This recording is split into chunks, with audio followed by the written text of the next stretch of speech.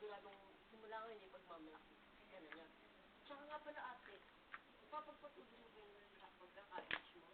Oo, meron kasi ako natanggap ng scholarship. Hindi ko alam kung saan ko yun. Pero ate, isa pa yun. Tara, excited na ako.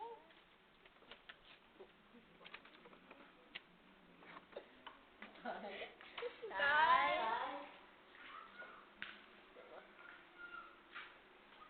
Saan kayo galing? Graduation po niya. Ay, honor student na po siya. Hindi niya po ba yung anak? Hindi. Tayo, tignan, hindi pa kayo natutuwa? Hindi. Lalo ko hindi.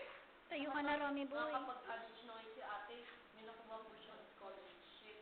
Wala akong pakalim sa scholarship niya. Kaya, Mag-aral siya kung mag-aral siya.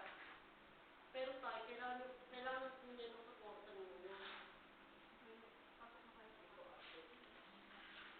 Ay, bakit ba kasi wala kayo pa Magkikita kayo. Ang gusto mong malaman? Bakit ka Bakit ba kasi wala kayong pakialam sa akin? Gusto mong malaman? Dahil sa'yo namatay ang asawa ko. Yan.